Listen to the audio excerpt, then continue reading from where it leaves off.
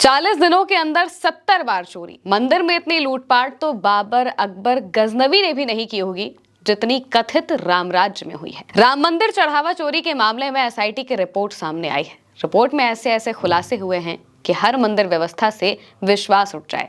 SIT में 5 बड़े खुलासे हुए हैं जिन्हें जानना बहुत जरूरी है। सबसे पहला खुलासा चोरी की पुष्टि करता है।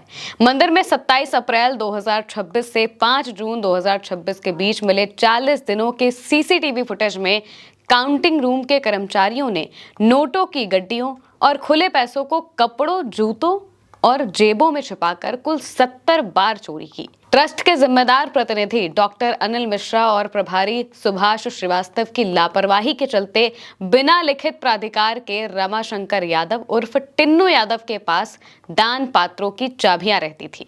पकड़े गए मुख्य आरोपियों में अविनाश शुक्ला और टिन्नू यादव का भतीजा मनीष यादव प्रमुख तौर पर चोरी करते दिखे।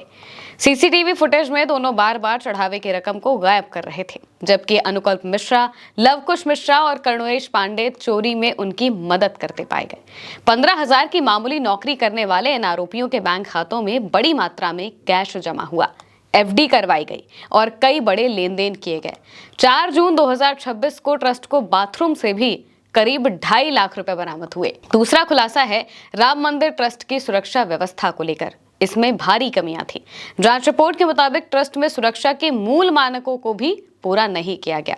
काउंटिंग रूम में आने जाने वाले कर्मियों की तलाशी ली जानी चाहिए थी, लेकिन ऐसा नहीं होता था। किसी दिन तलाशी होती थी, बाकी दिन धड़ल्ले से जाओ, धड़ल्ले से आओ। कर्मियों के लिए बिना जेब वाले कपड़े पहनने का नियम लागू ही नहीं था और मोबाइल फोन व चाबी जैसी निजी सामान भी रखने पर कोई पाबंदी नहीं थी।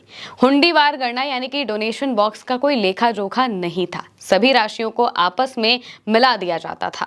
इसके अलावा बायोमेट्रिक अटेंडेंस और खाने पीने की चीजों पर भी कोई रोक टोक नहीं थी। तीसरा बड़ा खुलासा है अनिल मिश्रा को लेकर। उनके काम में बड़ी लापरवाही निकली। ट्रस्ट के प्रतिनिधि डॉक्टर अनिल मिश्रा वित्तीय मामलों और नकदी संकलन के मुख्य जिम्मेदार थे। बैंक के साथ हुए एमओयू के तहत वही आधिकारिक व्यक्ति थे। उन्हें कर्मचारियों की तलाशी न होने की पूरी जानकारी थी, फिर भी उन्होंने कोई लिखित आदेश जारी नहीं कराया। वहीं उनके द्वारा नियुक्त काउंटिंग रूम के प्रभारी और रिटायर्ड बैंक अफसर सुभाष श्रीवास्तव ने भी अनुशासन और निगरानी में भारी लापरवाही बरती। उन्होंने हुंडियों यानी कि डोनेशन बॉक्स की चाबियां अनाधिकृत रूप से टिन्नू यादव के पास रहने दी, जिसे एसआईटी ने बेहद खतरनाक और जोखिम भरा माना है। चौथा खुलासा है कि जांच से पहले ही 78.94 लाख रुपए बरामद हो चुके थे, यानी कि जो ट्रस्ट अपनी कार्रवाइयां कर रहा था। जब पहली बार अखिलेश यादव के ट्वीट से यह मामला खुला और पता चला कि राम मंदिर के अंदर कुछ तो चोरी हुई है, तो ट्रस्ट हक्का बक्का हो गया। उसने अंदर अंदर कार्रवाइयां शुरू की। जो उनकी कार्रवाई थी उसमें पता चलने के बाद और जांच से पहले तक करीब 78 लाख रुपए के आसपास बरामद कर लिए गए थे। यानी कि ट्रस्ट को मालूम था पैसा किसके पास से मिल सकता है, तो उन्होंने अपनी कार्रवाइयां की और पैसे बरामद किए। रिपोर्ट में एसआईटी ने बताया कि जांच शुरू होने से पहले ही ट्रस्ट ने कर्मचारियों से करीब 78.94 लाख रुपए बरामद कर लिए थे। इसके अलावा विदेशी मुद्रा, कुछ बहुमूल्य वस्तुएं और गणना कक्ष से सटे शौचालय से 2,25,000 रुपए भी बरामद किए गए थे। इनका संबंध भी उन्हीं कर्मचारियों से बताया गया है जिनकी भूमिका सीसीटीवी में सामने आई है।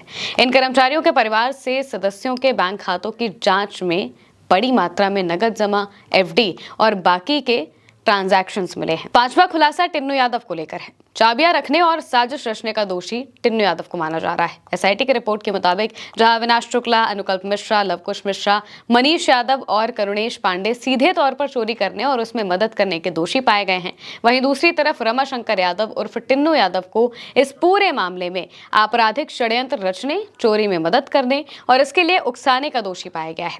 टिन्नू की ही सिफारिश पर उसका भतीजा मनीष यादव 15 अप्रैल 2026 से काउंटिंग रूम में ड्यूटी करने लगा था। बैंक खातों के रिकॉर्ड बताते हैं कि ये चोरी 27 अप्रैल से भी काफी पहले से चली आ रही थी। 3 आरोपियों लवकुश मिश्रा, अनुकल्प मिश्रा और करुणेश पांडे को पुलिस ने 40 घंटे के रिमांड पर लिया। पूछताछ के दौरान पुलिस को आरोपियों से श्री राम जन्मभूमि तीर्थ क्षेत्र की पुरानी फर्जी रसीद बुक मिली है। ये रसीद हूबहू असली की तरह दिखती है। इस पर श्री राम जन्मभूमि तीर्थ क्षेत्र का लोगो भी बना है। सूत्रों के मुताबिक आरोपियों ने पूछताछ में कबूला है कि वो फर्जी रसीद काटकर चंदा देने वालों से पैसे भी ऐंठ लेते थे। शुरुआत में टिन्नू यादव, लवकुश, करुणेश, अनुकल्प समेत बाकी आरोपी जब कोई मंदिर में दान देने की इच्छा जताता था तो उसे रसीद के तौर पर ये फर्जी रसीद दे देते थे ताकि किसी को शक ना हो। अब नई व्यवस्था के तहत रसीद ऑनलाइन मिलती है, इसलिए इन लोगों ने इन रसीदों का इस्तेमाल करना बंद कर दिया। एसआईटी ने अब श्री राम जन्मभूमि तीर्थ क्षेत्र ट्रस्ट के बड़े आयोजनों के खर्च की जांच भी शुरू कर दी है। एसआईटी 22 जनवरी 2024 के प्राण प्रतिष्ठा समारोह, जिसमें खुद प्रधानमंत्री नरेंद्र मोदी पहुंचे थे, इसके अलावा पूरा बीजेपी कुनबा अयोध्या में दिखाई दिया था और 25 नवंबर 2025 के ध्वजारोहण के बिल और वाउचर खंगाल रही है। रिकॉर्ड के मुताबिक प्राण प्रतिष्ठा पर 113 करोड़ रुपए खर्च हुए। इसमें 8000 मेहमान आए थे। ध्वजारोहण पर 10.12 करोड़ रुपए खर्च हुए।